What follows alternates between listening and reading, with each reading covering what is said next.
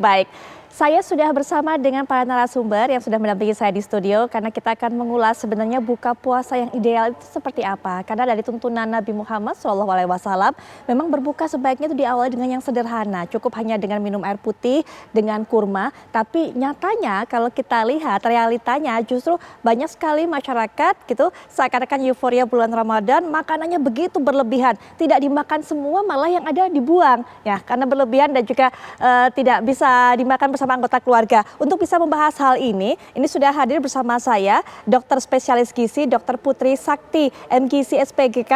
Assalamualaikum warahmatullahi wabarakatuh, Dr. Putri. Waalaikumsalam. Baik, dan juga sudah bersama kita nih psikiater Dr. Danardi Sosro Sumiharjo. Assalamualaikum warahmatullahi wabarakatuh. Selamat malam, dokter. Selamat malam. Gimana puasanya, Dr. Putri, Dr. Danardi? Alhamdulillah lancar di hari baik. pertama ini. Berjalan dengan baik.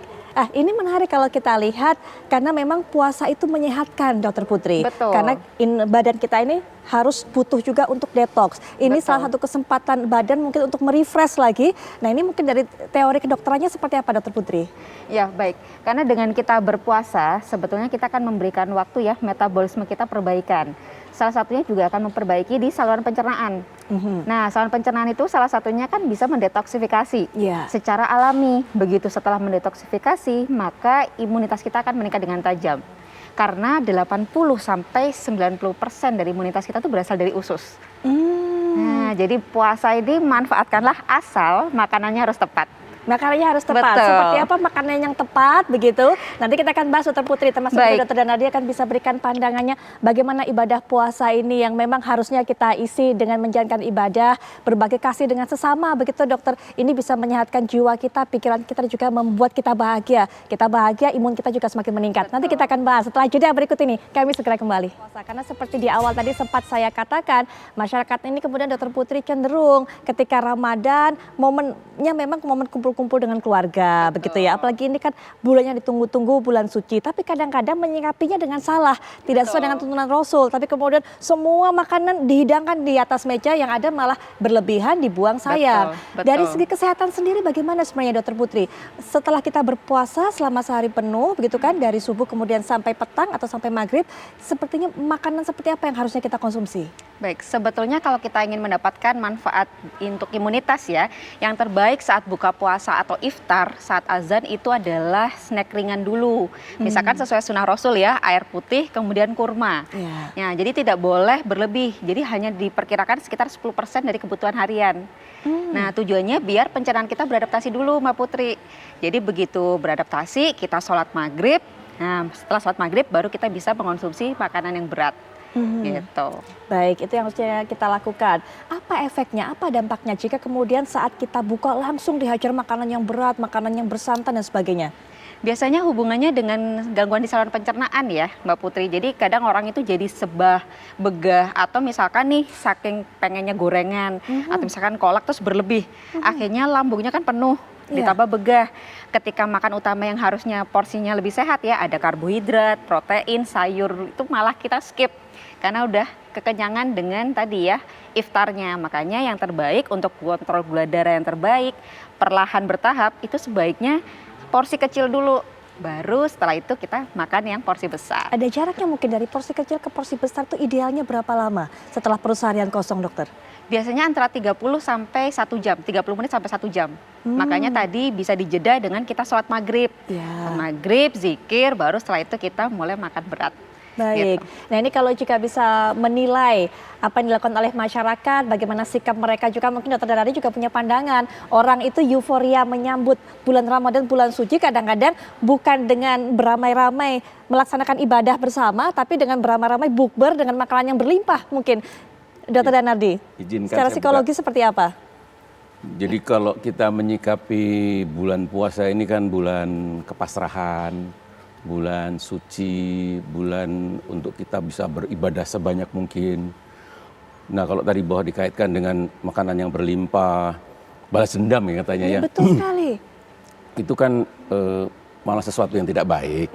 Jadi kalau kita bisa bersedekah, kita bisa memberikan pada orang lain, apalagi sekarang ini lagi banyak bencana ya. Kalau memang kebetulan kita punya lebih, kenapa nggak disedekahkan kepada teman-teman yang saudara-saudara kita yang sedang dalam kesulitan, mesti di pengungsian. Dan kalau kita bisa memberikan kesenangan pada orang lain, kita bisa membuat orang lain bahagia, itu dalam tubuh yang namanya dopamin atau endorfin itu keluar dari sel-sel tubuh kita dan kita juga bahagia loh itu. Dan tentu itu imunitas kita akan menjadi lebih baik.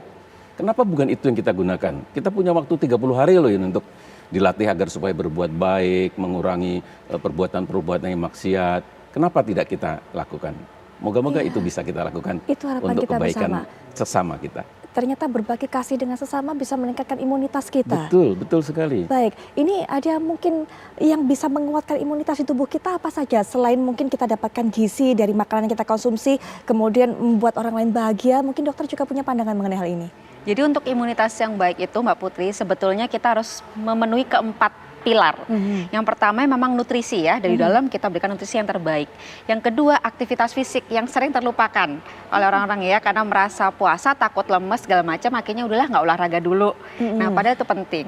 Yang ketiga kecukupan tidur Mbak Putri. Nah itu akan meningkatkan imunitas. Dan yang keempat sesuai yang dikatakan oleh Dr. Danardi tadi, kita nggak boleh stres, harus manajemen stres, karena kalau kita stres imunitas akan menurun, betul ya dok ya.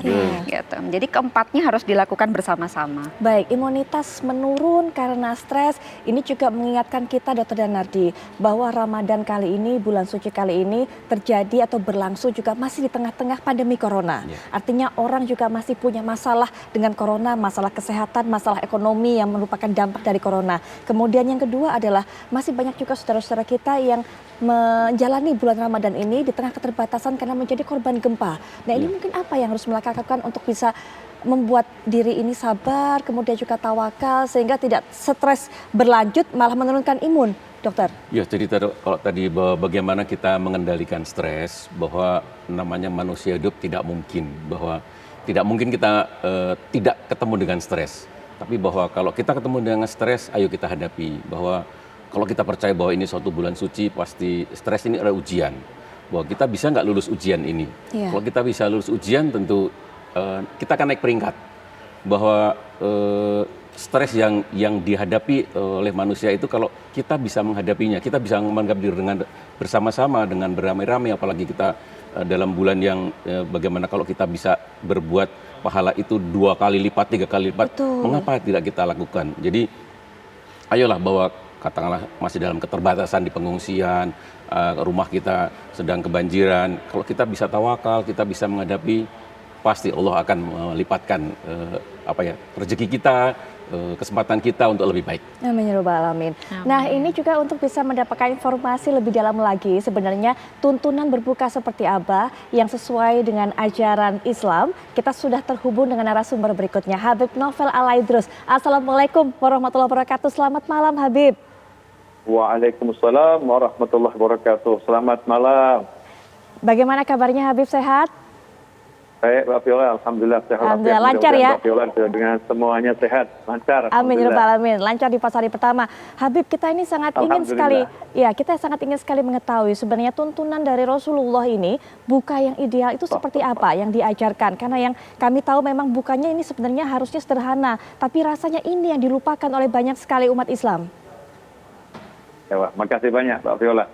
Jadi teman-teman dimanapun Anda berada, saudara-saudaraku, sebetulnya puasa ini adalah suatu ibadah yang Allah wajibkan setahun sekali, yang secara zahir maupun batin sangat bermanfaat, di mana secara zahir tubuh kita, fisik kita ini dijadikan oleh Allah Subhanahu wa taala.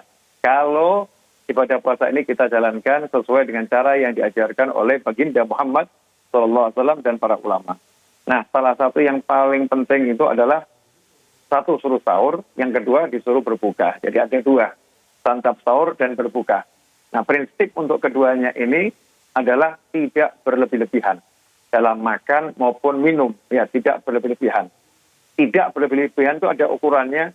Ukurannya apa? Standarnya orang makan dan minum menurut Nabi Muhammad SAW. Perut manusia ini dibagi menjadi 3, sepertiga untuk makan, sepertiga untuk minum, sepertiga untuk bernafas. Bagiannya itu, sepertiga untuk makan, sepertiga untuk minum, sepertiga untuk bernafas. Dan Islam tidak melarang kita mau makan apapun selama itu halal. Ya, dan selama itu baik. Halalan thayyiban, yang halal dan baik. Baik dengan segala maknanya, diantaranya baik itu maknanya menyehatkan. Dan Islam melarang kita makan walaupun halal berlebihan. Itu dilarang oleh Allah SWT karena semua yang berlebihan tidak baik.